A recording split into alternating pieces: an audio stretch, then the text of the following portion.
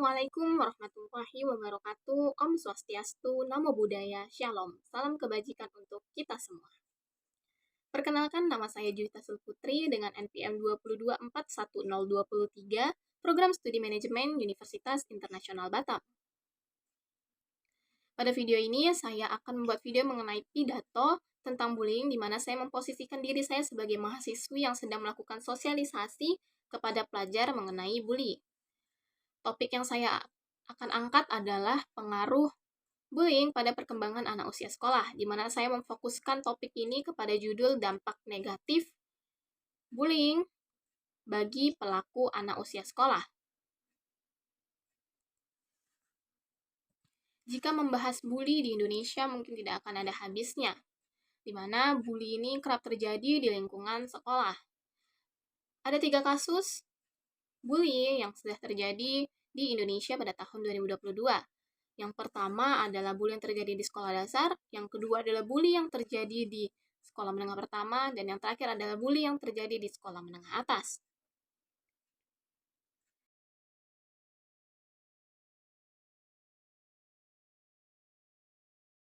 Sebelum saya memberitahu apa saja dampak negatif yang didapatkan jika melakukan tindakan bullying, terlebih dahulu saya akan menjelaskan apa itu bully. Bully berasal dari bahasa Inggris, yaitu dari kata bull yang artinya banteng. Dalam bahasa Indonesia, bully adalah mengganggu orang lain. Dan menurut Allways pada tahun 2005, bully adalah tindakan agresif atau penyalahgunaan kekuasaan yang dilakukan secara sengaja, dilakukan secara berurut oleh sekelompok atau perorangan, di mana mereka akan membuat korban merasa tertekan. Bully yang terjadi di lingkungan sekolah biasa disebut dengan school bullying, di mana pelajar dengan kekuasaan tertinggi akan menggunakan kekuasaannya untuk melakukan tindakan bullying terhadap pelajar yang lebih lemah.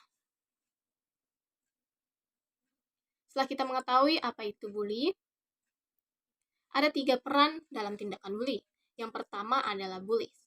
Bullies adalah pelaku yang melakukan tindakan bullying. Yang kedua adalah victims. Victims adalah korban dari tindakan bullying.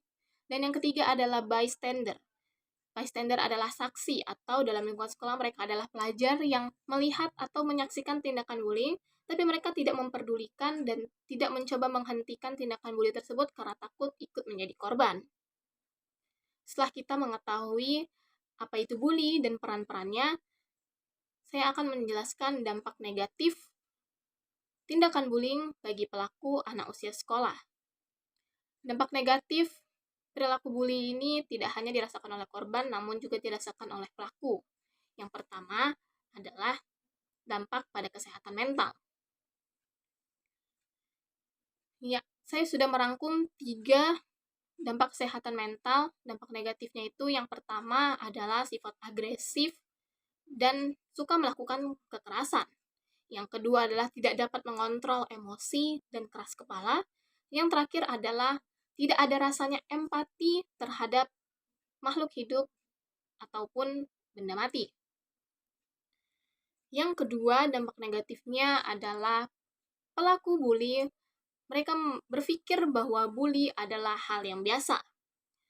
Pelaku bully berpikir bully adalah hal yang dapat dimaafkan, karena pada kasus bully yang terjadi di Indonesia selalu berakhir dengan perdamaian ataupun secara kekeluargaan. Hal inilah yang membuat pelaku bully tetap melakukan tindakan bully.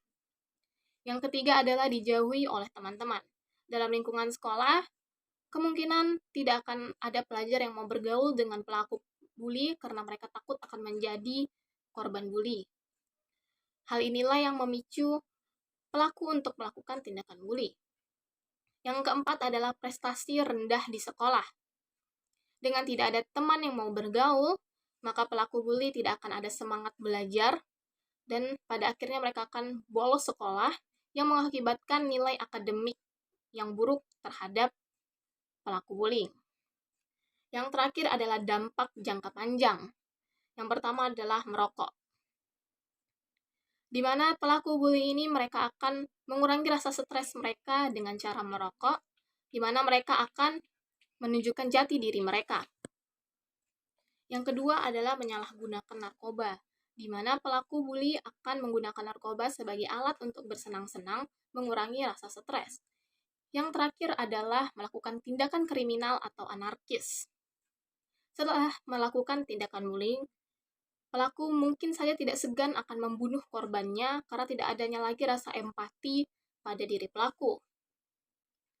Kesimpulannya, bully merupakan tindakan tidak terpuji yang melanggar aturan. Hendaknya jika terjadi perilaku atau perlakuan bully di sekolah, sekolah dapat menanggapi secara serius karena hal ini berkaitan dengan mental dan fisik seseorang.